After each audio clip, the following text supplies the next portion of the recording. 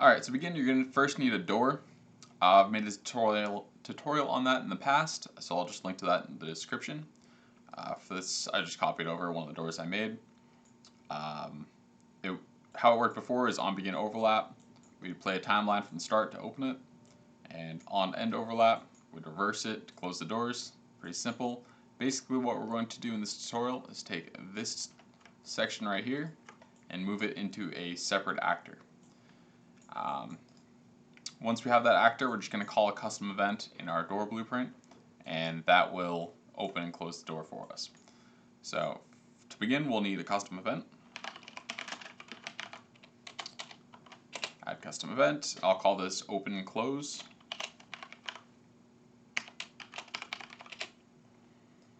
And since we want the open and close event to run both the open and close functionality, we're going to use a flip-flop.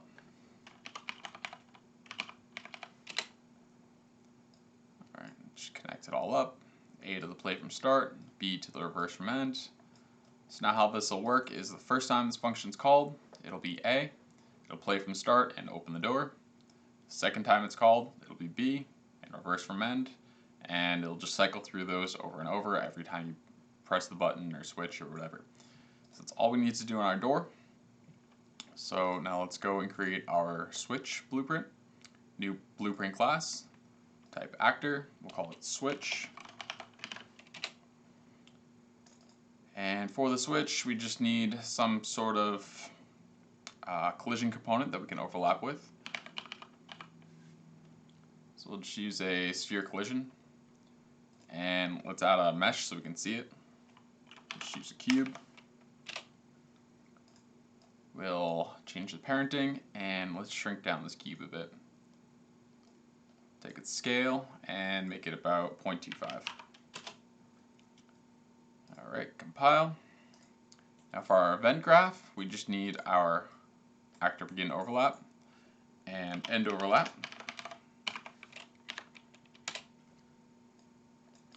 And we're basically doing the same thing we did in the door, so we can actually just copy this.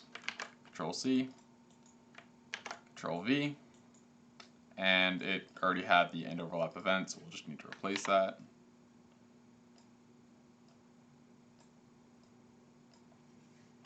Alright, from there, we're going to use a gate.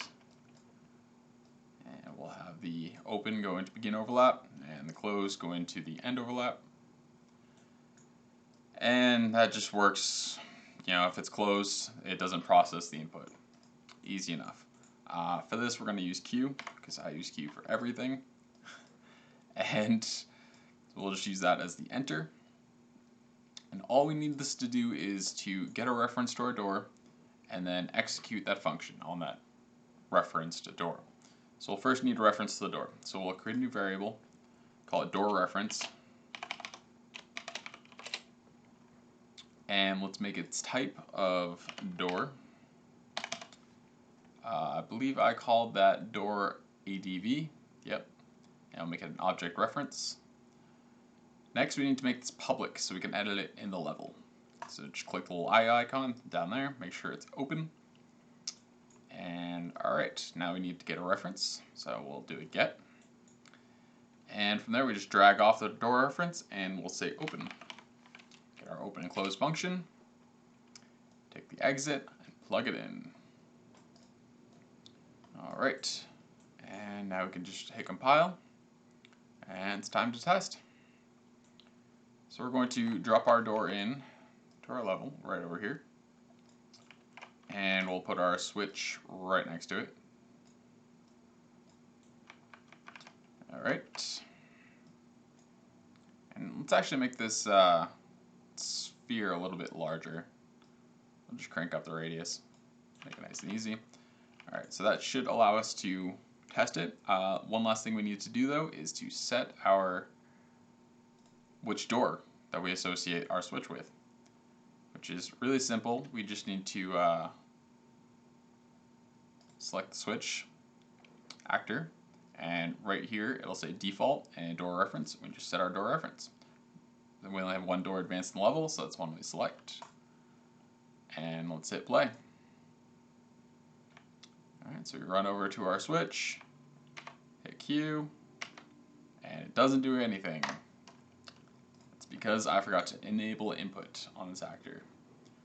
So I believe it's under class defaults. Yep, auto receive input, player 0. Compile, play. And there we go. I hit Q and the door opens.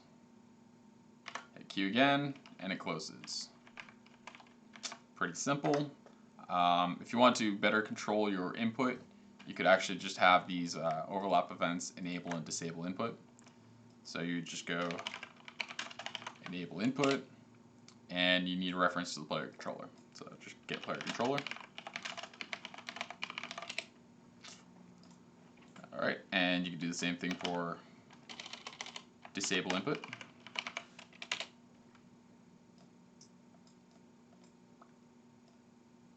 Alright, and then you could just bypass the gate, you wouldn't need the gate after that. So compile, play, and it should still work the same.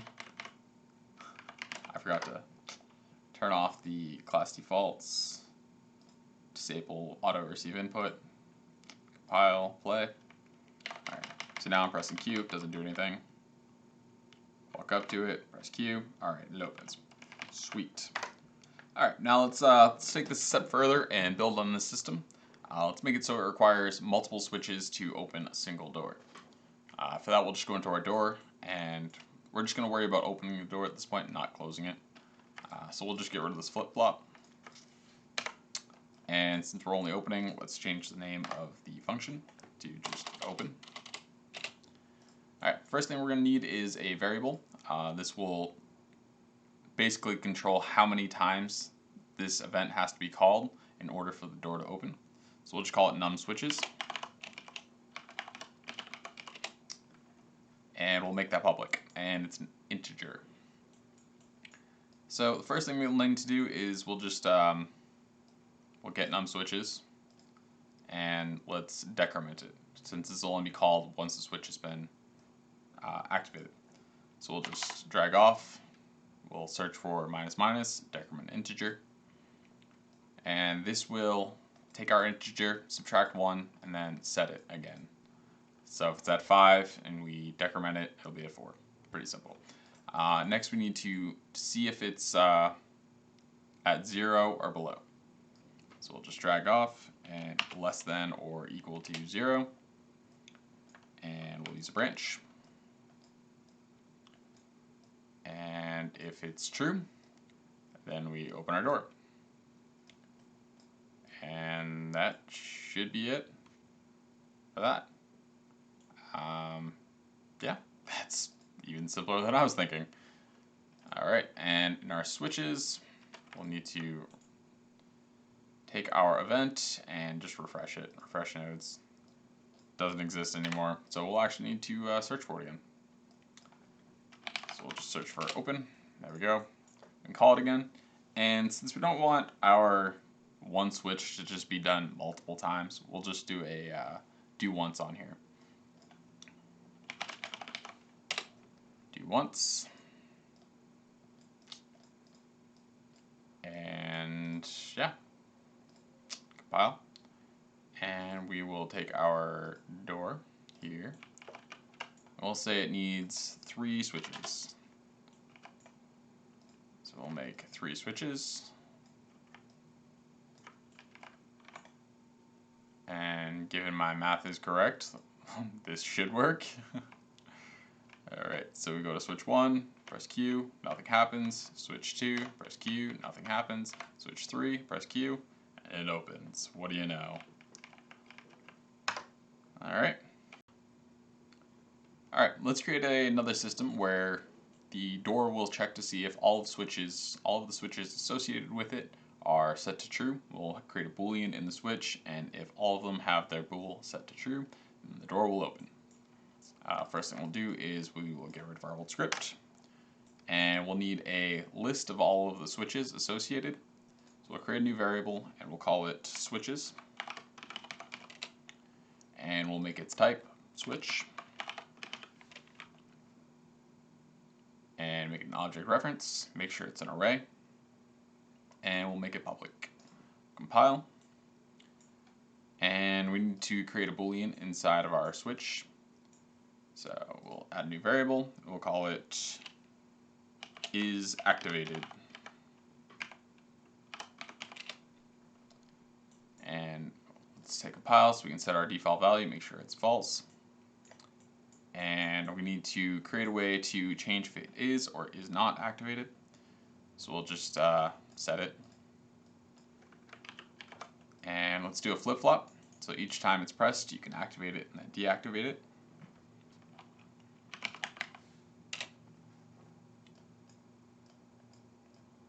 Connect A up to that one, and we'll make sure it goes to true first. And I also like to visualize if it's on or off, so we'll change our material or set a parameter on our material, just as easy. And then we'll call our open function from there. So what this is going to do is on cue pressed, it's going to either activate or deactivate our switch and change the color of our switch, which will tell us if it's active. And then we're going to call the open function, which will just tell the door to check to see if all of them are true. Alright, compile, and let's go back to our door. So on open, we need to get all of our switches. And we'll do a for each loop. We'll do a for each with break. And from there, we're going to check to see if the isActivated get is activated. We'll get our boolean there. And if it's true, we're going to do one thing. If it's false, we'll do another, so we'll use branch. Alright, so if it's true, then we're good to go. We're all set.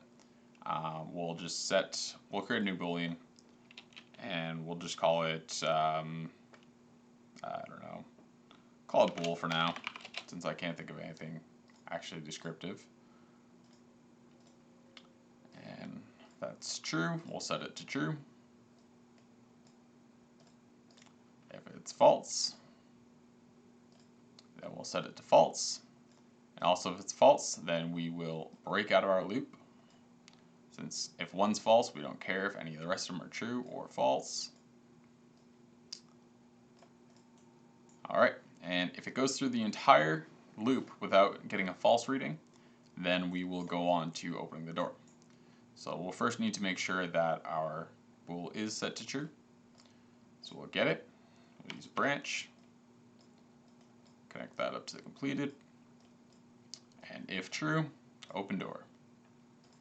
Alright, compile, and let's make sure this is false by default, yep.